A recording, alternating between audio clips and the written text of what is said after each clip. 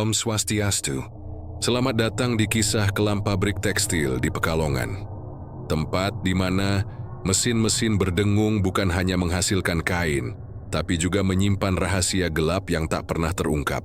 Di balik gulungan benang merah dan senyum ramah pemilik pabrik, tersimpan kengerian yang menunggu setiap karyawan baru yang terlalu penasaran. Bersiaplah menyusuri lorong-lorong yang dipenuhi bisikan gaib, menyaksikan ritual tersembunyi, dan menghadapi ketakutan yang tidak hanya datang dari manusia, tetapi juga dari kekuatan yang tak terlihat. Om Swastiastu. Di pinggiran kota Pekalongan, sebuah pabrik tekstil besar berdiri menjulang, mengisi lahan yang luas dengan gedung-gedung tinggi dan deretan mesin yang berdengung tanpa henti. Pabrik itu, yang dimiliki oleh seorang pengusaha bernama Pak H. Ismail, dikenal sebagai salah satu pabrik tekstil paling produktif di Jawa Tengah. Meski malam telah larut, lampu-lampu pabrik tetap menyala, menciptakan cahaya hangat yang menembus kabut tipis di luar, seolah menantang gelap malam. Disinilah ribuan meter kain batik diproduksi setiap bulan, dijual ke berbagai kota, bahkan diekspor ke luar negeri. Pak H. Ismail dikenal dermawan di mata masyarakat. Ia sering menyumbang untuk pembangunan sekolah, memberikan bantuan sembako bagi warga miskin, dan memuji setiap karyawan yang bekerja keras. Setiap kali ada pesanan besar datang, ia muncul dengan senyum ramah, memastikan semua staf mendapat bonus. Dari luar, pabrik itu tampak seperti mesin kesuksesan dan kesejahteraan. Namun di balik semua kemewahan dan kedermawanan itu, tersimpan rahasia yang gelap, yang tak seorang pun berani bicarakan dengan lantang. Para karyawan, meskipun tampak bahagia dengan gaji yang cukup, selalu memendam rasa takut.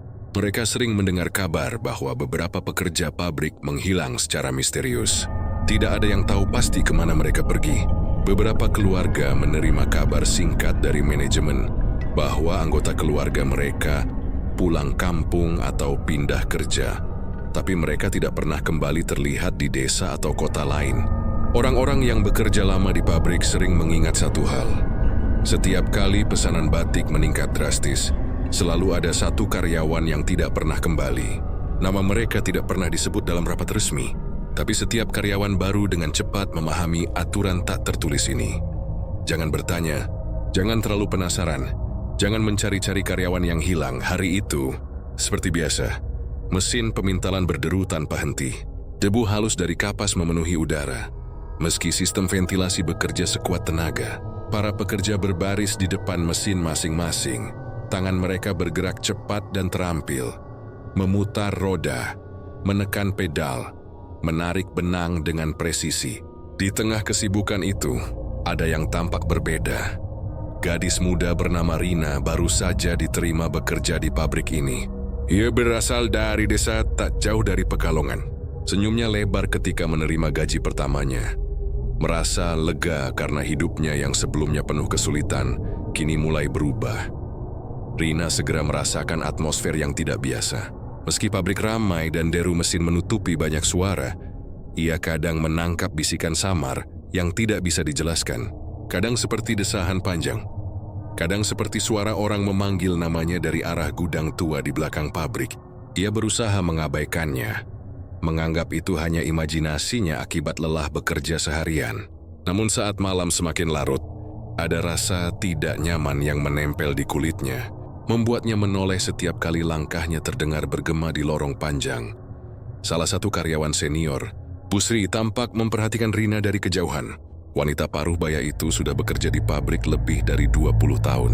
Wajahnya ramah, tapi matanya menyimpan ketegangan yang sulit dijelaskan. Ketika Rina mendekatinya untuk bertanya soal tata cara kerja, Busri menunduk sebentar dan berkata dengan suara lirih, "Jangan terlalu banyak bertanya soal ruang belakang.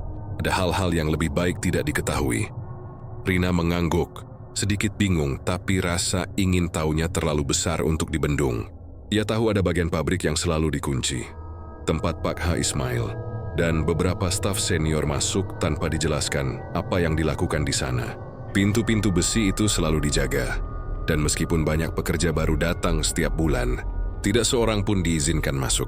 Di tengah malam, saat sebagian besar karyawan sudah pulang, beberapa pekerja lembur tetap berada di tempatnya. "Rina, yang diminta membantu pengemasan batik merasakan kesunyian yang berbeda. Mesin yang biasanya bising, kini terdengar seperti mendesah pelan. Tiba-tiba, dari ujung lorong yang gelap, terdengar suara langkah kaki yang tidak sejalan dengan ritme mesin. Rina berhenti bekerja, menahan napas, mencoba mendengar lebih jelas. Suara itu menghilang, tapi kesan ketegangan tetap menempel. Rasa penasaran Rina semakin membuncah. Tetapi di saat yang sama, ada ketakutan yang sulit dijelaskan. Ia mulai menyadari bahwa tidak semua karyawan yang menghilang pergi dengan sukarela. Ada sesuatu yang gelap, sesuatu yang dirahasiakan dengan sangat rapi, tersembunyi di balik semua keramahan Pak H, Ismail dan kesibukan pabrik. Tidak ada seorang pun yang berani berbicara tentang hal itu, dan tidak ada dokumen resmi yang mencatatnya. Semua yang hilang seolah lenyap dari dunia ini, meninggalkan misteri yang menumpuk dari tahun ke tahun. Malam itu Rina pulang ke kosnya dengan hati berdebar. Ia berpikir tentang kata-kata Bu Sri, tentang ruang yang dikunci, tentang langkah-langkah yang terdengar dari gudang tua, dan tentang senyum Pak H. Ismail yang tampak menenangkan tapi menyembunyikan sesuatu. Ia tidak tahu bahwa malam itu adalah awal dari perjalanan yang akan membawanya pada rahasia paling kelam pabrik tekstil terbesar di Pekalongan. Sebuah rahasia yang tidak hanya akan mengubah hidupnya, tetapi juga mengungkap sisi gelap dari kesuksesan dan kekayaan yang dicapai dengan cara yang tidak manusiawi. Di luar jendela kos, suara mesin pabrik yang jauh berdengung terus-menerus, seakan memberi peringatan diam-diam. Pabrik itu memang tidak pernah tidur, dan tampaknya ia juga tidak pernah benar-benar sendiri. Rina baru saja menyelesaikan minggu pertamanya di pabrik tekstil milik Pak H. Ismail. Hari-hari awal terasa berat, tapi gaji yang cukup membuatnya bertahan. Ia mulai terbiasa dengan deru mesin yang nyaris tak pernah berhenti, aroma kapas yang menempel di tangan dan rambut, serta ritme kerja yang menuntut ketelitian dan kecepatan. Semua tampak normal, bahkan rutin. Namun di balik rutinitas itu, Rina merasa ada ketegangan tak terlihat yang mengisi udara pabrik, sesuatu yang membuatnya selalu waspada, meski belum sepenuhnya memahami alasannya. Di hari kedua, Rina bertemu dengan beberapa karyawan baru lain yang diterima bersamaan dengannya.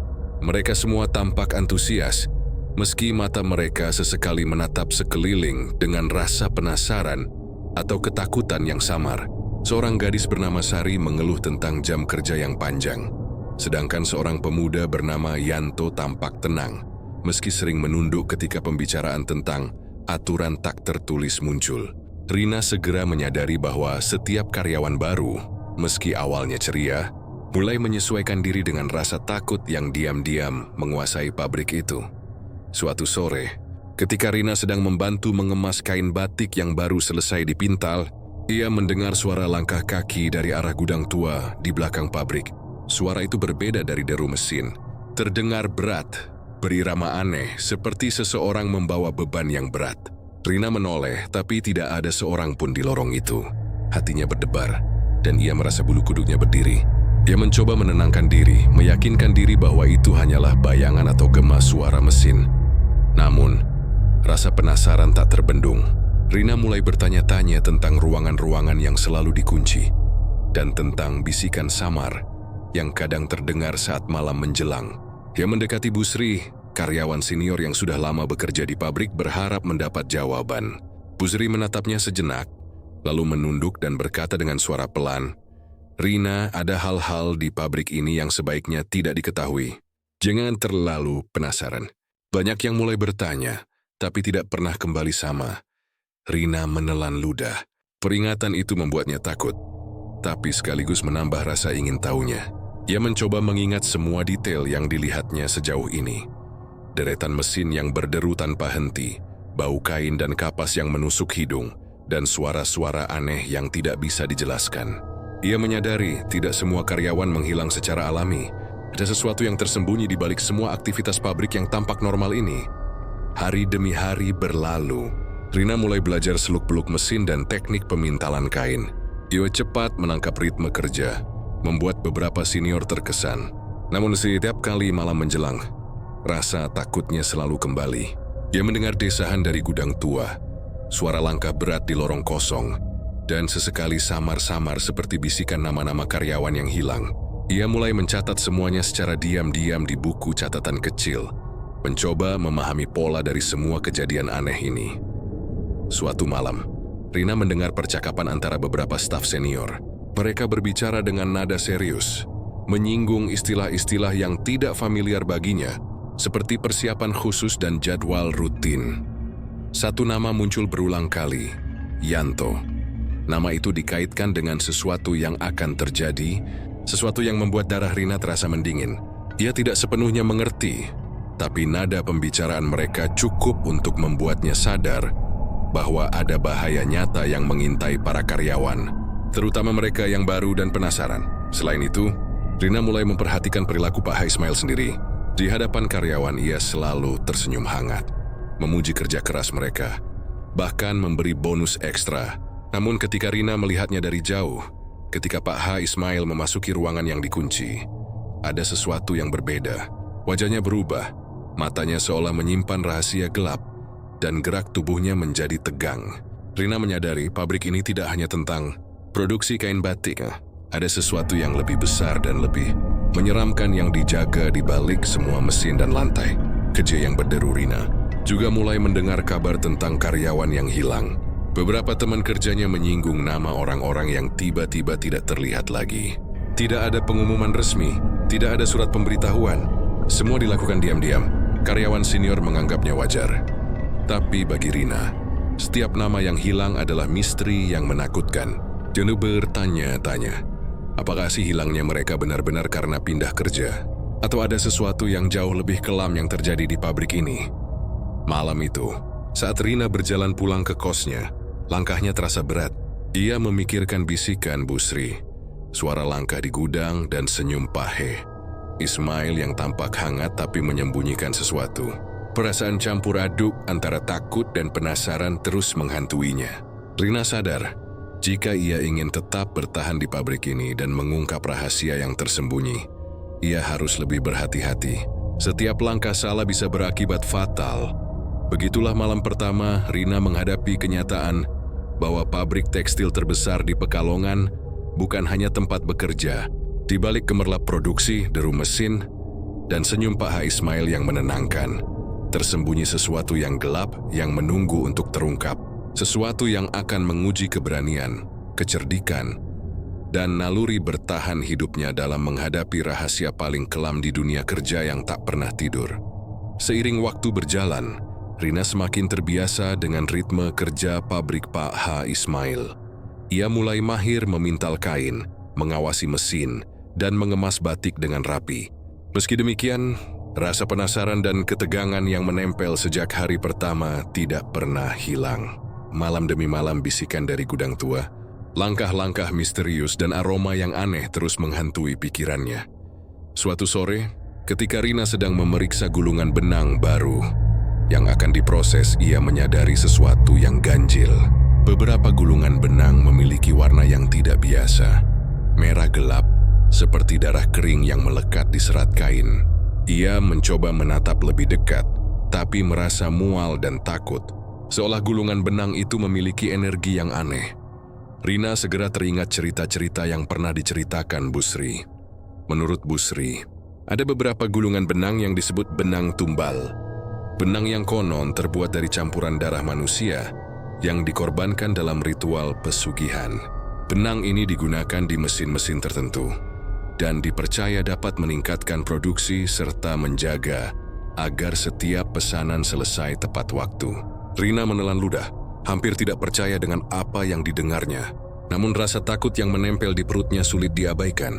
Hari itu, saat Rina berusaha mengalihkan pikirannya, dia melihat Yanto, teman kerjanya yang pendiam, memindahkan gulungan benang merah gelap itu dengan hati-hati. Yanto tampak gelisah, menatap sekeliling seolah takut ada yang melihatnya. Rina memperhatikan gerak-geriknya, dan hati kecilnya mulai menegaskan bahwa ada sesuatu yang sangat salah di pabrik ini. Malam harinya, Rina memberanikan diri untuk menyelidiki gudang tua tempat gulungan benang itu disimpan. Dia mengendap-endap, menahan napas, dan mencoba membuka sebagian gulungan untuk memeriksa teksturnya. Begitu disentuh, Ada sensasi aneh yang menjalari tangannya. Seolah benang itu memiliki kehidupan sendiri. Aroma logam dan sesuatu yang lebih pekat menyeruak. Membuat Rina menunduk, merasa mual, tapi juga terpaku oleh rasa penasaran yang sulit dijelaskan. Saat itulah terdengar suara langkah berat dari arah lorong gudang. Rina menoleh dan melihat beberapa karyawan senior membawa karung besar menuju ruangan lain yang terkunci. Mereka bergerak cepat dan rahasia, berbicara dengan nada rendah, seolah ingin menutupi setiap gerakan. Rina menyadari, benang itu tidak hanya benang biasa. Ini adalah bagian dari ritual yang tidak pernah diperlihatkan kepada karyawan biasa. Sebuah ritual yang selama ini menjaga keberhasilan pabrik dengan harga yang sangat tinggi. Nyawa manusia. Rina semakin takut, tapi juga semakin yakin bahwa ia harus memahami lebih jauh. Ia mulai mencatat semua yang dilihatnya, dari warna benang yang ganjil, cara karyawan senior menanganinya, hingga percakapan samar tentang persiapan khusus yang selalu terdengar ketika pesanan besar datang. Semua ini menunjukkan pola yang mengerikan. Setiap kali pabrik mendapat pesanan besar, selalu ada sesuatu yang disiapkan, sesuatu yang melibatkan gulungan benang merah itu.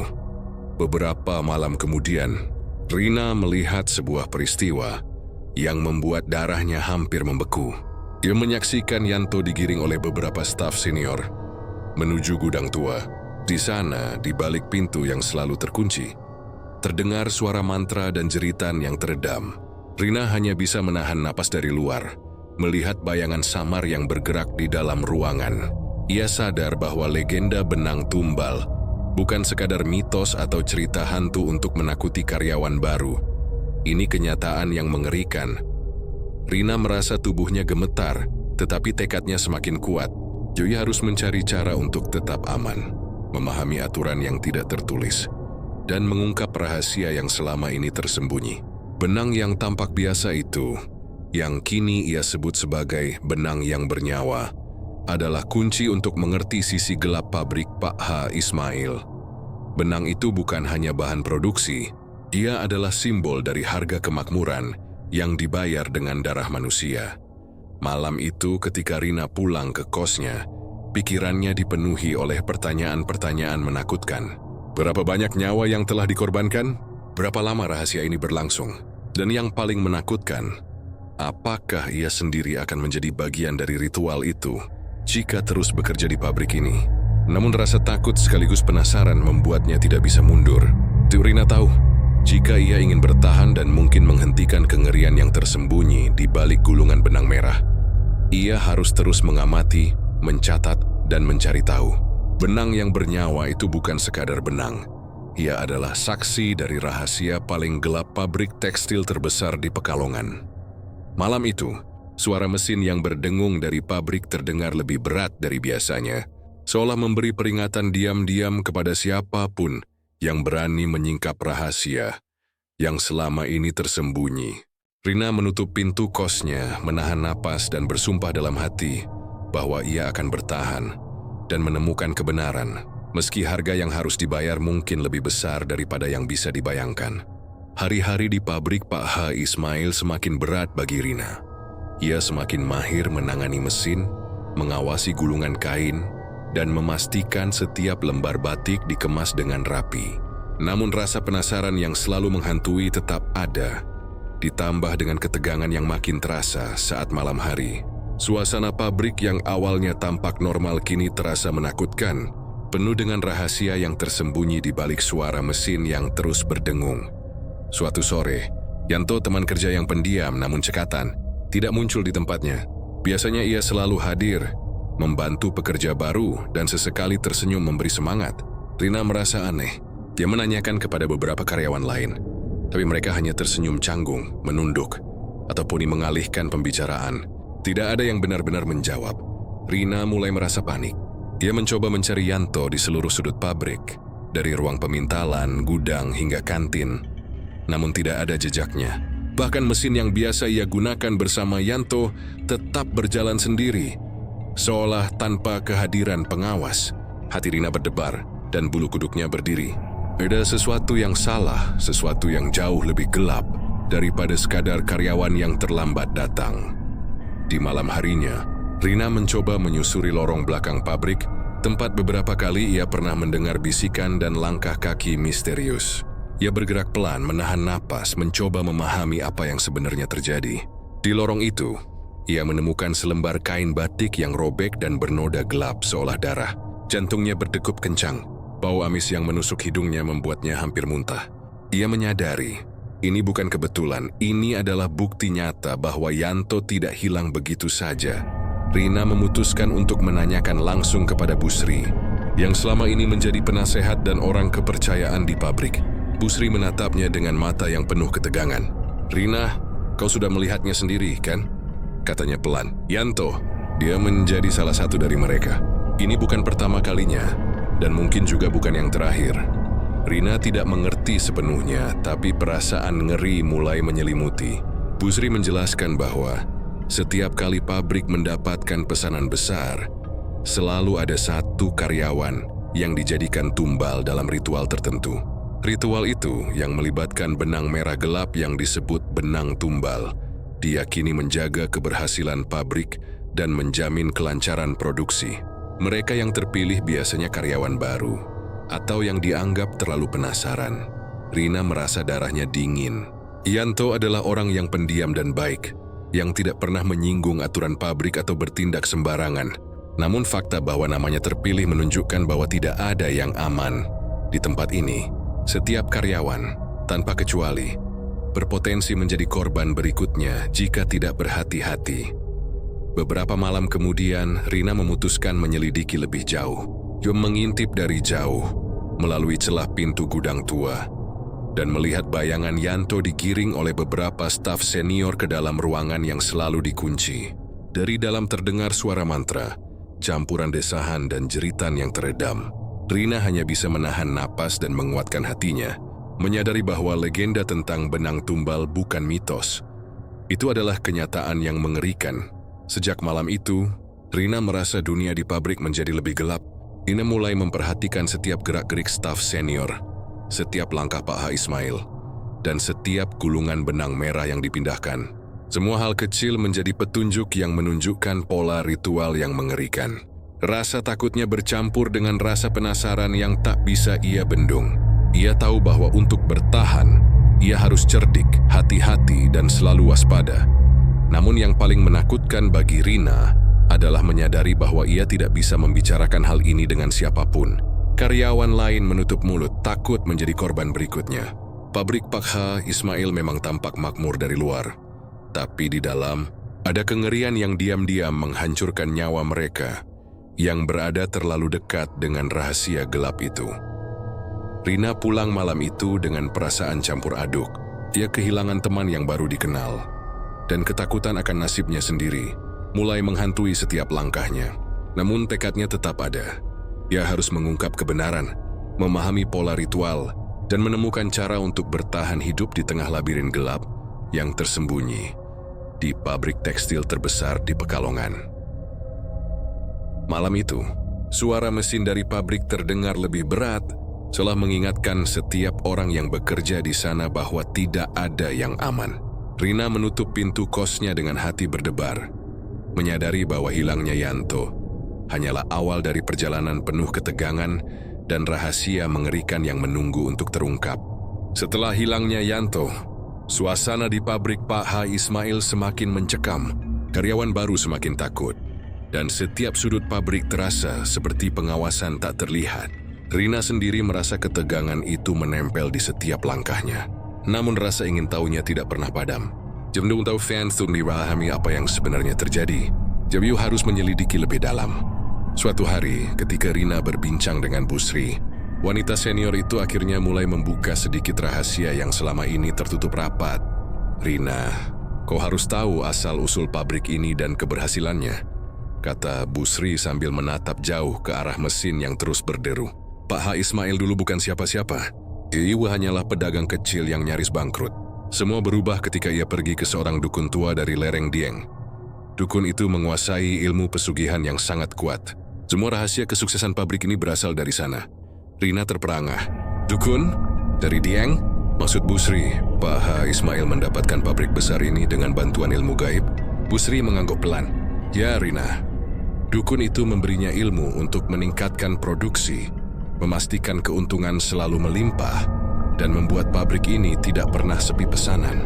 Tapi ada harga yang harus dibayar. Dukun itu meminta pengorbanan, nyawa manusia sebagai imbalan agar keberuntungan itu terus berlanjut. Mereka yang dikorbankan biasanya karyawan baru atau yang terlalu penasaran. Itulah sebabnya Yanto hilang. Rina merasa darahnya membeku. Selama ini ia menyangka pabrik itu hanya sekadar tempat kerja dengan manajemen yang ketat. Namun kini semuanya berubah menjadi jelas. Keberhasilan pabrik tidak datang dari kerja keras manusia semata, tetapi melalui ritual yang gelap dan mengerikan. Bu Sri melanjutkan, dukun dari Dieng itu masih hidup, dan Pak H. Ismail selalu mengikuti petunjuknya. Ritual dilakukan di ruang bawah tanah pabrik, di tempat gulungan benang merah disimpan. Setiap kali ada pesanan besar, Pak H. Ismail dan beberapa staf senior menyiapkan persembahan. Mereka percaya, jika persembahan itu tidak dilakukan, produksi akan gagal dan nasib pabrik akan berubah buruk. Rina tidak bisa menahan rasa takutnya. Namun rasa penasaran membuatnya tetap ingin tahu lebih jauh. Ia mulai mencatat setiap detail, dari warna benang, pola ritual yang samar terlihat, hingga langkah-langkah staf senior yang tampak lebih gelisah saat malam menjelang pesanan besar. Semua itu membentuk satu pola yang mengerikan, pola pesugihan, yang melibatkan nyawa manusia sebagai harga kesuksesan. Beberapa malam kemudian, Rina berani menyelinap lebih dekat ke gudang tua. Julma mengintip dari celah pintu dan melihat persiapan yang menakutkan. Karung-karung besar dipindahkan, sesajen disusun, dan beberapa orang tampak mengatur gulungan benang merah dengan hati-hati. Dari dalam terdengar mantra dalam bahasa kuno, bercampur desahan dan jeritan yang teredam. Rina nyaris pingsan, menyadari bahwa legenda yang selama ini terdengar hanya dibisikkan, memang benar adanya. Sejak saat itu, Rina mulai memahami bahwa pabrik ini bukan sekadar tempat kerja. Ia adalah pusat dari sebuah ritual gaib yang kuat, di mana Pak H. Ismail adalah pelaku utama yang menjaga keberlangsungan ritual dengan bantuan dukun dari lereng Dieng. Rina juga sadar bahwa semakin dalam ia menyelidiki, semakin besar risiko dirinya menjadi korban berikutnya. Selain itu, Rina mulai memperhatikan perilaku Pak H. Ismail secara lebih teliti. Di hadapan karyawan, ia selalu tersenyum hangat, memberi bonus dan memuji kerja keras mereka. Namun saat berada di dekat gudang atau ruang bawah tanah, wajahnya berubah tegang, matanya menjadi dingin, dan gerak tubuhnya penuh perhitungan. Ia menyadari bahwa orang yang tampak ramah itu adalah bagian dari sistem yang lebih gelap daripada yang bisa dibayangkan. Rina juga mencatat nama-nama karyawan yang hilang, termasuk Yanto, dan menyadari pola ritual yang dilakukan setiap kali pesanan besar datang. Dari semua catatan dan pengamatan, ia menyimpulkan satu hal: tidak ada yang aman di pabrik ini. Setiap orang, tanpa kecuali, berpotensi menjadi korban jika tidak mengikuti aturan tak tertulis dan jika terlalu penasaran. Malam itu, ketika Rina pulang ke kosnya, pikirannya dipenuhi oleh pertanyaan-pertanyaan menakutkan. Berapa lama Pak H. Ismail sudah melakukan ini? Berapa banyak nyawa yang dikorbankan? Dan yang paling menakutkan, apakah dirinya sendiri akan menjadi korban berikutnya? Rina menutup pintu kosnya, menahan napas, dan bersumpah dalam hati bahwa ia akan mencari cara untuk bertahan. Ia harus memahami rahasia yang lebih besar, mengungkap asal-usul pesugihan, dan menemukan cara untuk menghadapi kengerian yang tersembunyi di balik gulungan benang merah. Dukun dari lereng Dieng bukan sekadar cerita. Ia adalah kunci dari rahasia paling gelap pabrik tekstil terbesar di Pekalongan. Dan Rina tahu, menghadapi kebenaran itu akan membutuhkan keberanian yang luar biasa. Sejak mengetahui keterlibatan dukun dari lereng Dieng, rasa penasaran Rina semakin tidak tertahankan. Setiap malam pikirannya dipenuhi pertanyaan tentang ritual, benang merah dan nyawa Yanto yang hilang. Jadi tahu deh, jika ingin bertahan dan memahami misteri pabrik Pak H. Ismail, ia harus menghadapi rahasia yang selama ini tersembunyi di ruang bawah tanah pabrik, tempat yang paling dijaga dan ditakuti oleh setiap karyawan. Suatu malam, ketika pabrik hampir sepi, Rina memutuskan menyelinap ke lorong yang jarang dilewati. Hati berdebar kencang, Ia menahan napas setiap kali langkahnya terdengar bergema. Di depannya pintu besi ruang bawah tanah berdiri megah, selalu terkunci rapat. Namun malam itu seorang staf senior terlihat sedang memeriksa karung-karung dan gulungan benang. Rina melihat peluang.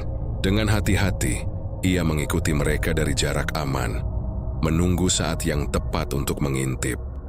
Begitu pintu terbuka sebentar, Rina mengintip ke dalam dan nyaris tidak percaya dengan apa yang dilihatnya. Ruangan itu penuh dengan simbol-simbol kuno yang digambar di lantai dan dinding, bercampur mantra yang terukir di kertas dan kayu. Di tengah ruangan, gulungan benang merah disusun melingkari sesajen yang terdiri dari dupa, lilin, dan benda-benda yang aneh.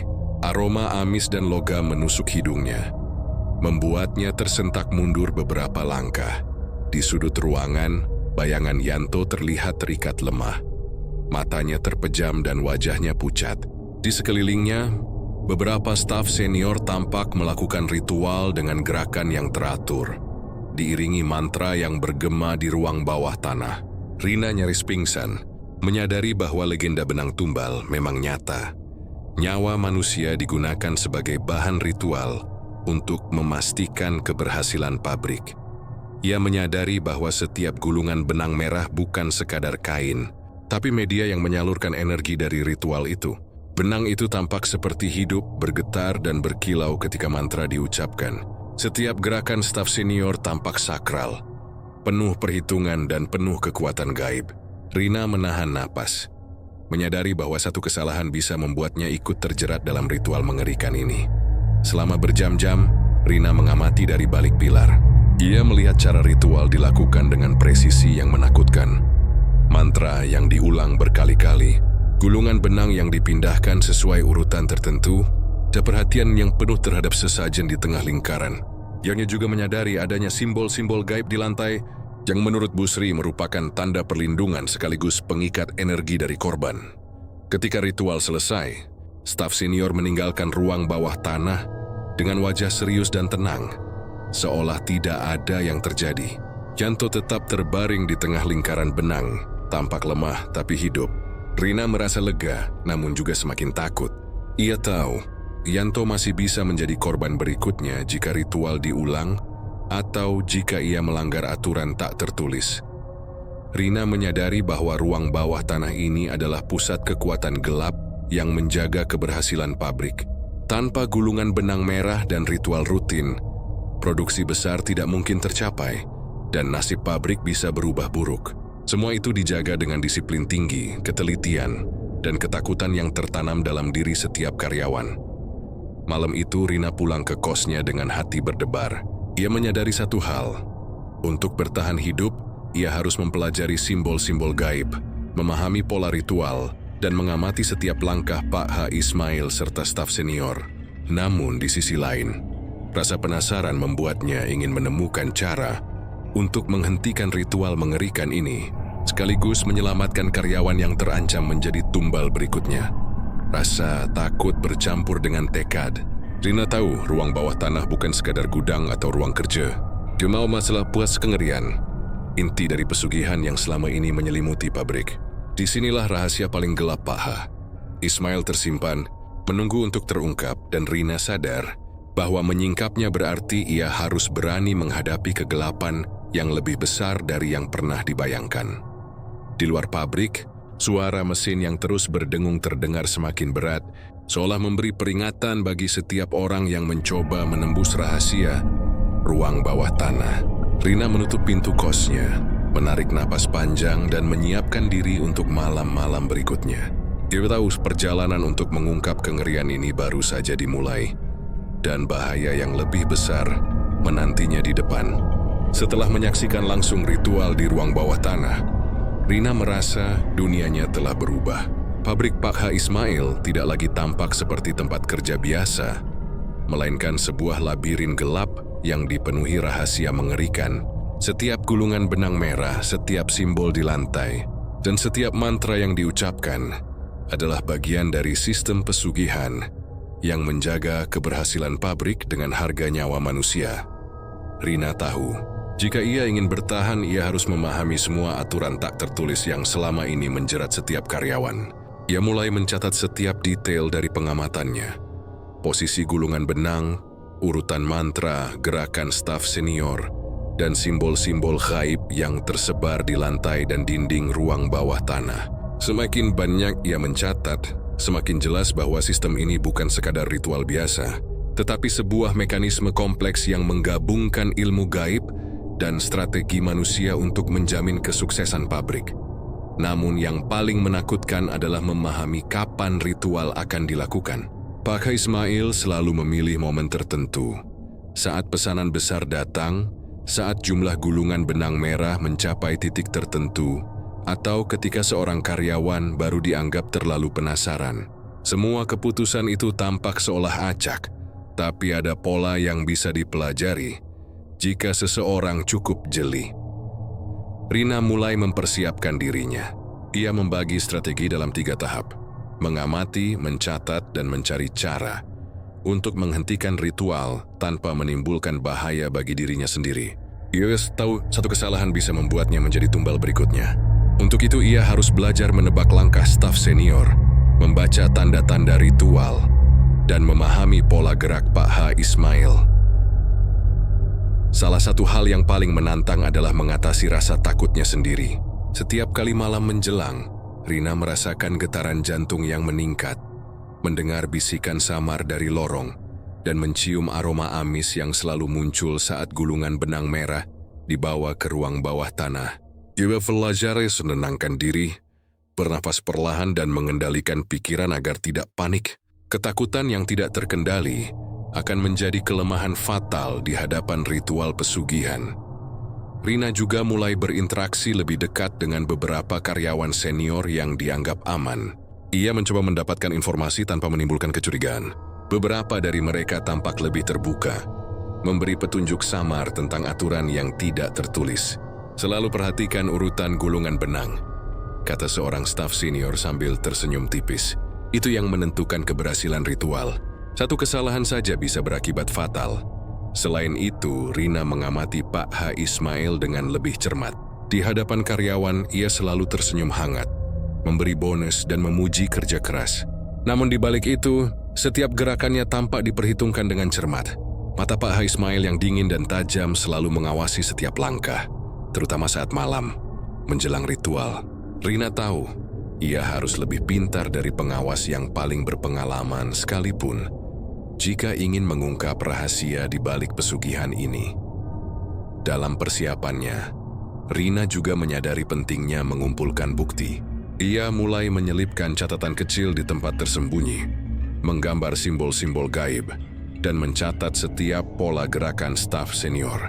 Semua ini untuk membangun pemahaman yang lebih besar agar suatu saat ia bisa menemukan cara menghentikan ritual tanpa menimbulkan bahaya bagi diri sendiri dan karyawan lain. Semakin malam, Rina semakin yakin bahwa pesugihan di pabrik ini bukan hanya soal kekayaan dan produksi. Juri adalah sistem kompleks yang menggabungkan ilmu gaib, disiplin manusia, dan ketakutan. Setiap elemen saling terkait, dan setiap kesalahan bisa memicu tragedi. Namun rasa ingin tahunya tetap kuat. Ia tidak hanya ingin bertahan, tapi juga ingin mengubah nasib karyawan yang terancam menjadi tumbal berikutnya. Malam itu, ketika Rina pulang ke kosnya, pikirannya dipenuhi strategi dan rencana. Ia menutup itu dengan hati berdebar, menyadari bahwa persiapan ini baru permulaan. Untuk menghadapi Pak H. Ismail, dukun dari lereng Dieng dan rahasia ruang bawah tanah, ia harus lebih berani, lebih cerdik, dan lebih waspada dari sebelumnya. Setiap malam di pabrik kini adalah ujian, dan Rina tahu bahwa kesalahan kecil sekalipun bisa menjadi akhir dari hidupnya, atau awal dari kebenaran yang selama ini tersembunyi. Malam itu pabrik Pak H. Ismail terasa lebih sunyi dari biasanya. Mesin-mesin tetap berdengung, tapi udara seolah dipenuhi ketegangan yang tak terlihat. Rina menahan napas di lorong belakang, menyadari bahwa ini adalah saat yang menentukan. Semua pengamatan, catatan, dan strategi yang telah ia persiapkan selama berminggu-minggu akan diuji malam ini.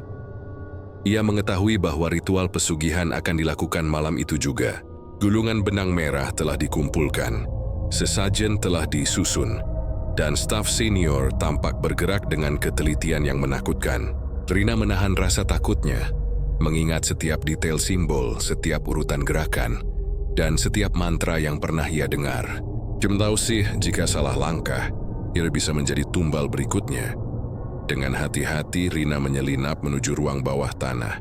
Cahaya lilin memantul di dinding, menciptakan bayangan-bayangan menakutkan yang tampak bergerak sendiri.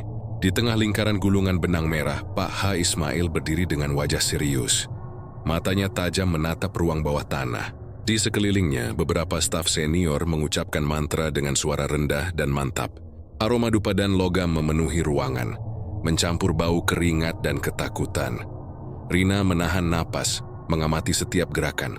Ia melihat Yanto yang terikat di tengah lingkaran. Tubuhnya lemah, matanya menatap kosong. Rina merasa marah sekaligus takut. Ia tidak bisa membiarkan ritual ini terus berlangsung. Tekadnya menguat. Malam ini ia harus bertindak, meski risiko nyawanya sendiri sangat besar.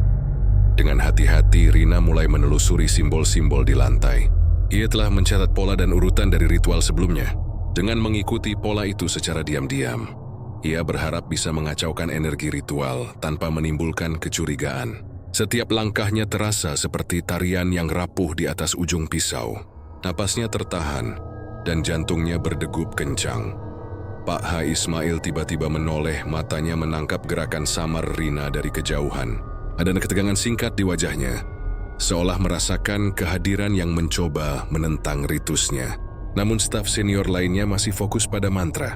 Rina menelan ludah, dan dengan keberanian yang tersisa, ia menggeser satu gulungan benang merah sesuai catatannya, mencoba memutus aliran energi yang menahan korban di tengah lingkaran. Begitu gulungan itu berpindah, Yanto tersentak, matanya berkedip perlahan, dan tubuhnya mulai bergerak lebih bebas. Pak H. Ismail menggeram, menyadari bahwa ada yang mengacaukan ritus. Suara mantra memuncak, lilin bergetar, dan bayangan di dinding tampak berputar liar. Rina merasa tekanan gaib itu menekan tubuhnya. Tapi ia tetap berdiri, menahan ketakutan, dan fokus pada pola simbol yang telah dipelajarinya. "Siapa kau?" Suara Pak H. Ismail membahana di ruang bawah tanah, penuh kemarahan dan kekuatan gaib yang menggetarkan lantai. Rina menatapnya tanpa ragu, walau tubuhnya gemetar. "Aku tidak bisa membiarkanmu terus mengambil nyawa orang-orang di sini," teriaknya. Seketika energi ritual memuncak. Benang merah bergetar liar, lilin berkobar lebih tinggi, dan aroma logam semakin tajam. Namun, dengan ketelitian dan pengetahuan yang ia kumpulkan, Rina berhasil mengacak urutan simbol, memutus aliran energi gelap, dan membuat lingkaran ritual runtuh. Yanto terlepas, dan tubuhnya jatuh tersungkur ke lantai, masih lemah tapi hidup. Pak H. Ismail tampak marah, matanya merah dan penuh kemarahan gaib. Ia mencoba mendekati Rina dengan langkah cepat, namun energi yang terganggu membuat gerakannya terhenti sesaat. Rina melihat peluang dan menarik Yanto keluar dari lingkaran, sambil menahan napas dan berlari menuju tangga yang menuju lantai atas pabrik. Setelah beberapa menit yang terasa seperti jam, Rina berhasil membawa Yanto keluar dari ruang bawah tanah. Mereka berdua terengah-engah di lorong pabrik yang sunyi, tapi aman untuk sementara. Ritual gagal, energi gelap terserap kembali ke gulungan benang yang kini tidak lagi bersinar seperti sebelumnya. Pak H. Ismail menatap dari bawah, matanya yang dingin tetap menatap mereka. Rina tahu ia belum sepenuhnya aman, namun malam itu ia merasa kemenangan kecil. Ia berhasil menghentikan ritual, menyelamatkan Yanto, dan membuka sedikit rahasia gelap yang selama ini tersembunyi di pabrik. Rina menarik napas panjang, menatap sekeliling pabrik yang kini terasa berbeda. Mesin tetap berdengung, gulungan benang tetap berbaris, tapi atmosfer gelap yang menakutkan sedikit berkurang. Ia sih tahu, perjuangan melawan kengerian ini belum berakhir. Tapi malam ini ia telah membuktikan bahwa keberanian dan kecerdikan bisa melawan kekuatan gelap yang tampak tak terkalahkan. Saat mereka keluar dari pabrik, udara malam terasa lebih segar. Yanto menatap Rina dengan mata yang penuh rasa terima kasih. Sementara Rina menatap ke arah pabrik, menyadari bahwa rahasia terbesar Pak H. Ismail telah terbuka. Dan meski ancaman masih ada harapan bagi mereka yang berani melawan kegelapan dengan akal dan hati yang kuat. Malam itu, Di kota Pekalongan yang sunyi, dua karyawan yang pernah terancam menjadi tumbal berjalan pulang, membawa pelajaran pahit tentang harga keserakahan dan keberanian untuk menentang ritual gelap yang tersembunyi di balik gemerlap pabrik tekstil terbesar di kota mereka.